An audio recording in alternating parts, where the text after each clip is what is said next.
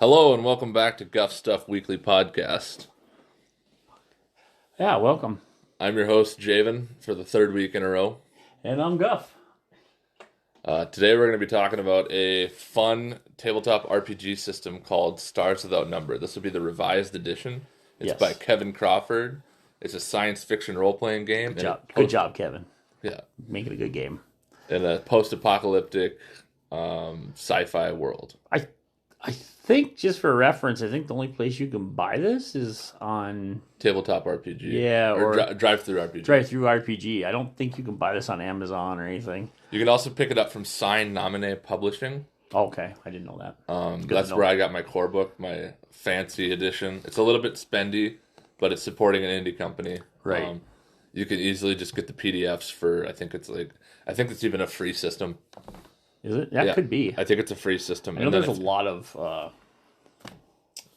he pushed out a lot of extra content. Yeah, there's a lot of extra stuff really for cool. it. So like I said, we'll be talking about the revised edition of this. And let's start out with the setting, I think, this time. Yeah. So the setting of Stars Without Number is a post-apocalyptic space opera setting. So it's... Star Wars-esque. Star Wars-esque, Star Trek-esque. Yep. It's post-apocalyptic in the sense that the galaxy isn't all interconnected anymore. You play in what's called sectors. Yep. The humanity has fallen once after the Golden Age. There was a massive psionic mind-melting scream that happened, and it caused a disconnect between all of the different worlds, the different abilities that players have. And so there's multiple different tech levels, 1 through 5. It can be everything from sticks and stones, cavemen, to like sci-fi tech like you'd see on Star Trek. Well, Star Wars, Star Trek, any of the sci-fi stuff out there. Tech level 5 would be like incomprehensible. Right. It'd be magic, essentially. Yeah. To what we know. The baseline tech level that you play in is called Tech Level 4. And that is basically the equivalent of a Star Trek or a Star Wars. Right. For those of you who need a frame of reference. Let's talk about character creation. Yeah. Probably one of the most fun character creations I've ever had. You start out by picking a class. It's really easy. Yeah, it's very easy, very simple. There's only 3 classes. I was a player. I've never game mastered this one at all, so... Yeah, so tell me what it was like for you making a character as a player. It was pretty simple. It was you pick your basic, you pick your background. Well, I think you pick a background. Or you can roll for it. Or you roll for it. I think I picked farmer. Yep. And just a basic labor. And you pick some goals and stuff, which is, I love that part of the system. You pick goals every time you play. You pick a long-term and a short-term goal. Mm-hmm. And that's just part of the fun of character creation. And then you can pick anything you want. Like, you can pick the warrior, you can pick the psychic guy, the expert, yeah, whatever. I don't remember all the names of the stuff right off the top of my head. But I like that. It was and there wasn't a ton of choices, so it didn't overwhelm you. Right. I think there was 4 or 5 choices. There's 4 choices. 4 choices. 4 basic choices, yeah. The first choice is expert, which is like a skill monkey, essentially. Yeah. You pick a skill that you're very good at, and you get the ability to re-roll skill checks once per scene. The game is played out in scenes and days, so it's more of like a movie, right? Almost. Very cinematic. The second class is warrior, which is your typical fighter. They have the ability to hit automatically or ignore a hit. That's why I made a warrior. Yep, or ignore a hit in combat. And the third one is psychic. Yep. They are your mages / wizards, and they have a disease called MES, metadimensional extra something syndrome. Oh, I didn't know that. Yep, and I don't play one, so yeah, that's what gives you your psychic powers. Oh, gotcha. And the last one is adventurer, and that's a mix of any 2 of the 3 previous. So you get partial abilities. Maybe I picked adventurer. I think you were a pure warrior. Was I? That could be. Yeah, I think I was a warrior because I think a gunslinging dude. Yep. And the cool thing about warrior is you can build them as a gunslinger, you can build them as a fighter, you can build them as a punching guy. We have a punching guy in our party. Ivan Brick Kalashnikov. Right. Yeah, its character creation is very simple, but it also has depth to it. Right.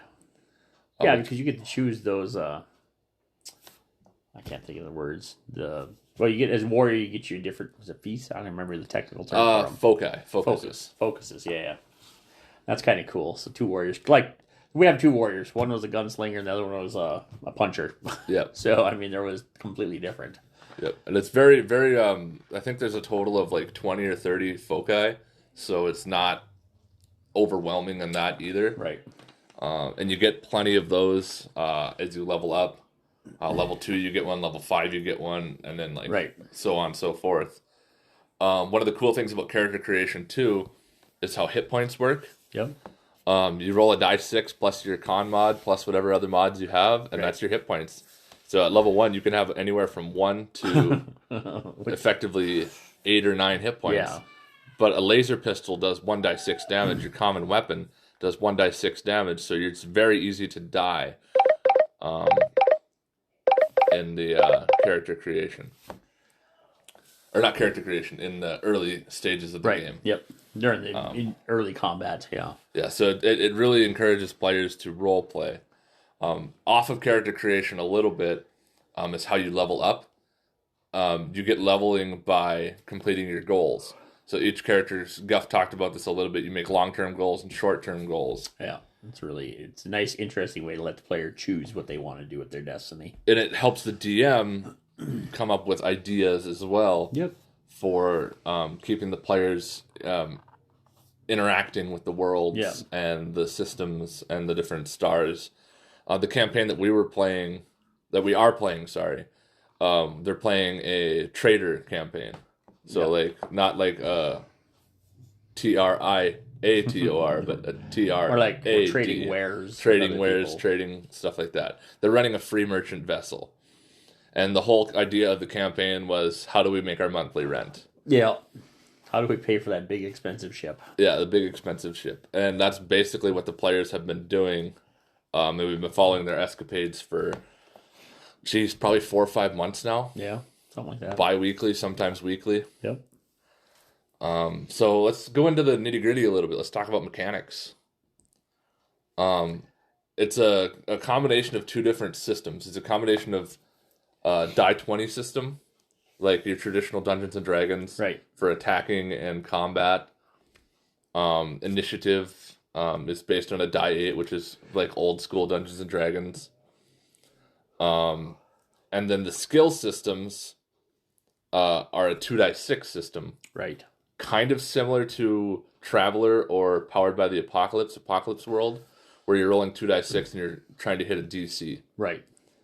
With your applicable skills and stats. Psychic powers are pretty neat. There's a plethora of different abilities. There's biopsionics, metapsionics, telepathy, telekinesis. There's one more I'm missing off the top of my head. I know that they didn't seem overwhelmingly powerful, though. No, not at lower levels. Right. They didn't seem like they unbalanced the game. Teleportation was the other one. Our psychic guy didn't seem like he was more powerful than our puncher or even our healer. No. He didn't seem like he was the end all to end all. Yeah, it didn't feel like a wizard in the old school D&D sense. No. I kind of like that aspect. Everybody felt like there was a job for you and that you had to do your job. Yeah, it's definitely a very team-oriented game. One person isn't good at everything, and that's one thing I like about the system quite a bit, is that it does require a lot of working together. Yeah, you can't just, nobody can just go out and do their own and just take care of everything. Like, you fly a ship, it requires 2-3 people sometimes. You get on land, you go out and talk to somebody. Well, you need to have a talker, then you need to have, the guy who can carry stuff, then the guy who can fix stuff, and then all that one person to fly the ship. One security guard, you need to have it all. You can't just go out there with a psychic guy or a puncher and just take care of all the problems. Yeah, and it's definitely, I feel it works really well together, these three systems, to make a cohesive gameplay experience. Yeah. It doesn't feel like anything's out of place. No. It's very streamlined. If you're looking for a first RPG or something simple to maybe ease your brain a little bit, I think Stars Without Number is a very powerful system. I think so sense. too, and I think it gives you as a DM enough choices that you can make it as tough and difficult as you want, or as easy as you want, or it just lets you go with the knowledge you know. You don't It doesn't make you. Oh, I have to know all these obscure rules to make this fun. Nope, it's very, very. There may be obscure rules in the book somewhere, but you don't have to know them to make it fun. I know playing other systems, sometimes you need to know that obscure rule, otherwise your player characters can break the game, or the DM just breaks the characters. So you need to know all these little nuances in the game. Where this one, you don't really need to know that. You either get shot and die, or you don't. Or you get thrown in jail, or the Imperium show up. Imperials, sorry, not Imperium, wrong game. Shows up and throws you in jail. Yeah. Whatever. And that's a custom sector that I've generated. And let's go into game mastering a little bit here. There's so many tools for creating worlds.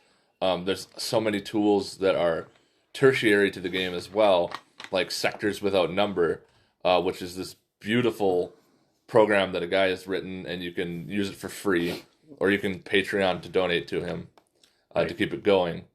But it basically generates sectors for you that allow your players to play in this, and it generates worlds with tags on them, be it a zombie-infested world, be it a trade hub, all sorts of different things. And it really makes world building easy. Right. Which is not an easy thing to do when you're generating, which we have like 40 worlds or something like that. Right, yeah. They all have to be different, because it doesn't mean there's just one planet. There could be a space station, a fueling station, 2 or 3 planets in the sector, a star. I mean, there's all kinds of. It's like whole little mini galaxies. I mean, that's my comprehension of what it was. I could be wrong, but no, it's a pretty spot on assessment. It's quite robust. It's robust as much as you want it to be. Yeah, that's my opinion on it. Yep. And the other cool thing about GMing is there's a lot of tools for creating memorable encounters. Yeah. Like a half-crazed hermit caretaker of a building, which they ran into, one of my guys, and it was this crazy guy when they came up to him, he said, "Do you want to buy some blood?" And that was great. And the players are like, "What the heck is going on here?" Some crazy dude out in the middle of a space station somewhere. And it ended with them fighting a guy with a plasma ejector and all sorts of crazy stuff. But it made for a very memorable. They still talk about my players about the "want to buy some blood" guy. Yeah. You can go. Yeah, you can go as crazy as you want. Yeah, because I mean, think about space compared to what we know now. There's no end to it. Fantasy games, there's always boundaries for the most part. There's no boundaries in space. There's just nothing. There's no boundary. It's just go. Yep. There's a lot of tools as well for factions in this game. That's really nice for a DM to create a organic, living, breathing sector of the galaxy. One of the cool things about factions in this game is that you get a mini game called the faction turn that the DM himself gets to play, or him or herself gets to play. And essentially what happens is you get all these different tags and equipment for these factions. Like one of our factions is the Imperium. Yeah. The other one is the Church of the Artificial Messiah. And each one of them has their own interests, and the players can influence them as well. Right. And so what happens is between sessions, I usually do it about once every 2 or 3 sessions. I make the rolls, take the faction turns. People are moving either soldiers onto another planet, or they're invading, or they're putting spies somewhere, or a religious zealot somewhere. And there's so many different... It's very easy to get lost in the faction planning, and it's just an extra tool. You don't even have to use it. Right. It's an optional thing, but it's so good. Well, it's nice. It's nice to see that, because we're in one sector, and we're dealing with the Imperium or the whatever, the crazies. We leave that, we go somewhere else, we come back, they can be gone. Yep. They're not necessarily going to stay there. Like, they literally, most stationary RPGs, that this is where you find the bad guy. These bad guys in this one can move to any sector they want because they have the same ships and bigger ships and nastier ships than you do. Yep. Let's see, what else?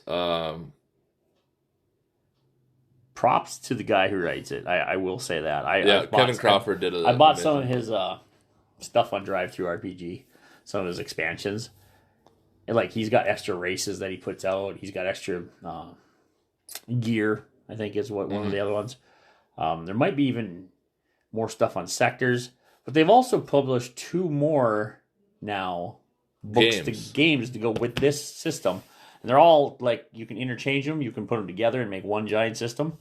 One's called Worlds Without Numbers, I think. Yep. And that's for creating planets. Like fantasy. It's almost like a fantasy. Yeah, it's like for And then you got Cities Without Numbers, which would be for creating the micro cities inside of the planets. Yep. I think it's more cyberpunkish. Yep. Type stuff. But I mean, and from my understanding is I could play Stars Without Number, land on a planet, switch over to Cities Without Number. Yep. And you wouldn't even know. It seems like from the people I've watched or read reviews on and read the forums and stuff, that's what they're talking about, and that's really cool. I haven't played it yet. We're going to, because I'll buy them, and then, the DM will have to do it. But that's me, by the way. Well, yeah, we'll bully the DM into doing it, but yeah, it's pretty cool. I love that concept. I always thought that, there's other systems, even the bigger ones, D&D has tried that with Spelljammer and Dragonlance and Faerun and all these Greyhawk but it's kind of clunky. I mean, honestly, it's clunky. From what I understand, I haven't received the books or anything on the other 2 yet, but from what I understand is it's just transitioning. It's all the same base system that it's working off of. It's just you're changing what's happening. Stars Without Number focuses mostly on, from my perspective, is mostly a space sim.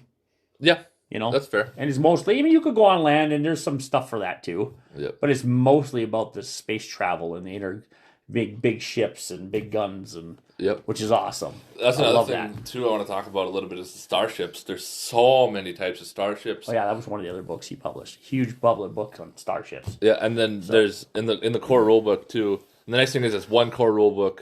The PDF is free.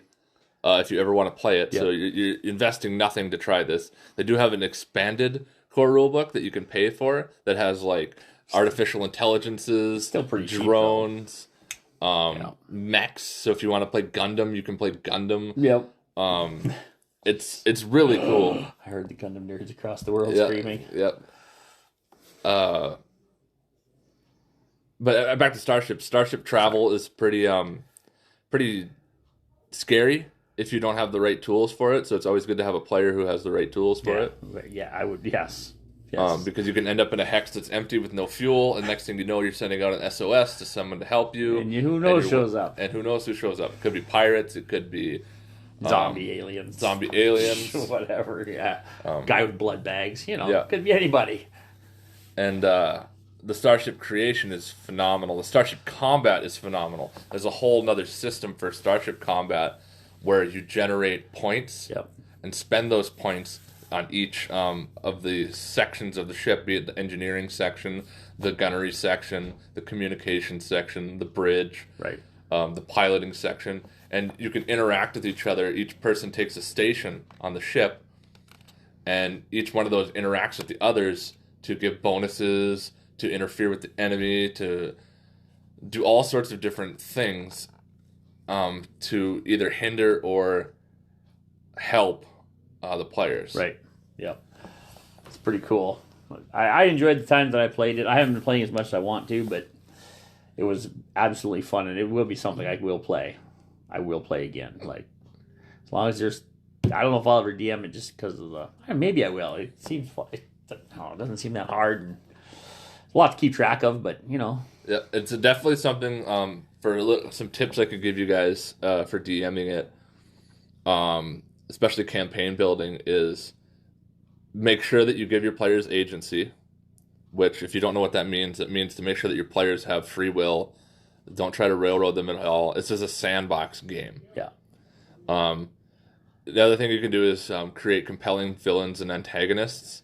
Like in their game, we have the Imperium, which is like this big bad evil guy. Right. But we've had different... Allegedly, yeah.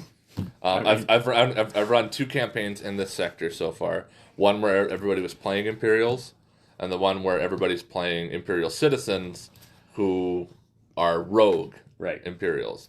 But they have rules for playing as artificial intelligences, which is really cool. We might dabble in that a little bit. It'd be fun to have some like artificial intelligences played on a fantasy world and worlds without number. That'd be cool. And then eventually they get, to the point where they can space travel. Yeah, that'd be cool. I'd enjoy that. There's a plethora of things to do and tools to use for a GM and a player as well. Oh yeah, absolutely. And the gear, there's so much gear. If you like gear and hacking, there's a whole system for hacking. Yep. There's a system in place for medicines, different drugs, pharmaceuticals you can use. Yeah, you get hooked on drugs too.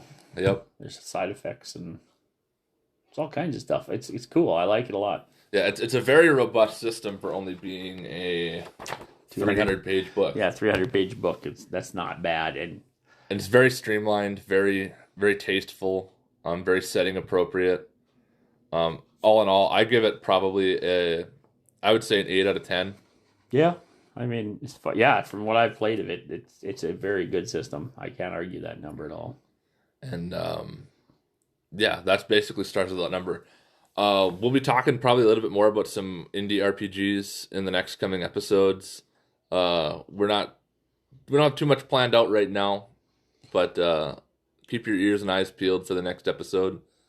Yeah. And we're not sure what we're going to talk about next time. Could be Cyberpunk, could be 40K, could be Pen and Blades in the Dark. Blades in the Dark. I don't know why I never remember that, but I've never played that one, but that would be cool to listen. I've listened to them, so that's pretty cool. And there's other systems too. So who knows? We'll talk about something, I'm sure. So this has been Guff Stuff Weekly Podcast, the episode of Stars Without Number. Thanks for hanging out. I'm Javen, your host, and I'm Guff. Later.